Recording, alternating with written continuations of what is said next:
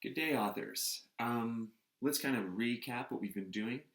Strategies for generating personal narrative topics. You've created this document within your drives, and you've been adding these each day as you've been getting the lessons, and they are in Google Classroom, and so you can just copy these from Google Classroom and add them to your own Google Docs strategies for generating personal narrative topics.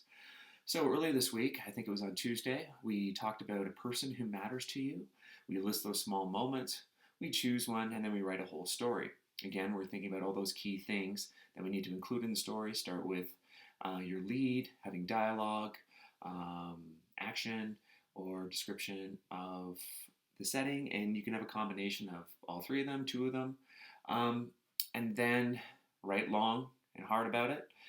And then on Wednesday, we had a topic, think about a place that matters to you. So you sketched out a map.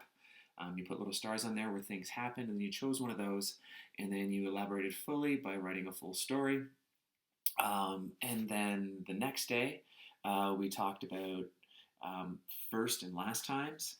And again, thinking about the first time you experienced something, maybe the first time you met someone like your best friend, and you want to write about that moment. But remember, we want to write in small seed idea stories and not huge watermelons that keep going on and on and on. So focus on one specific event and explain it fully.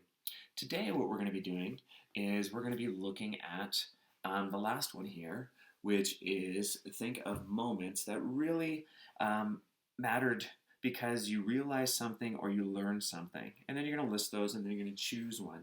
Again, when it comes to choosing one of your ideas that you've selected, choose one that you can remember fully. You can see the video playing in your brain, right? Like the movie going across. And usually it's attached to emotion. So as we're moving further, I want you to go a little deeper with these entries. Make sure there's more of a connection in the sense that it's tied to those emotions. So when I do think of moments that I've realized something or learned something, it brings me back to when I was younger and I was given some responsibility. And so my parents went out and they said no one over. I was 14. And well, guess what? I had people over. I didn't have a party or anything, but my neighbor was kind of nosy, and so she kind of told on me. And I kind of knew that she would.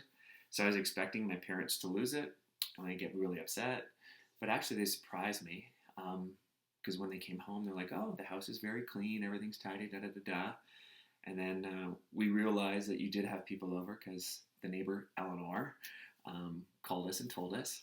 But it seems that you're pretty responsible. Nothing's been broken. Nothing's been taken. Yada yada yada.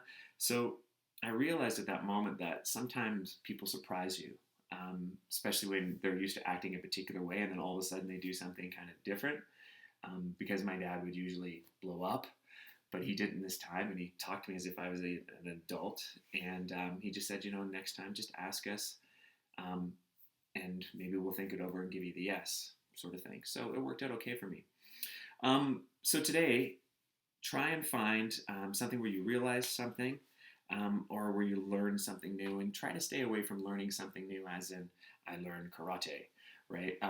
You could say, after learning karate, I understood a few things when I had a possibility of getting into a confrontation or a fight with someone, that it was better to walk away instead of using my fists or something to that effect. But so try and go, if you can, go a little deep. Tie it, maybe if you can, to a person or people in your lives where you realize something new about them, or you realize something new about your friendship. Maybe you realize something to the fact that you can't always trust everybody, right? And a secret is only a secret if you tell someone not to say anything to anyone. And so you realize all these little things in life that kind of sometimes get you into trouble or add stress, and you think, well, there's only drama if I create drama. So anyway, have some fun with it. Try to attach a moment for today's writing on something you realized or something that you learned to something personal to you, just so we can get a feel for who you are as a person. And it's also nice to explore our own feelings. And when you think about being a writer and doing personal narratives, you're exploring past events that have happened in your life. So you're doing a lot of reflection work, which is important as well. So have fun with this and enjoy it. And yeah, see you in the next video or in class. Thank you.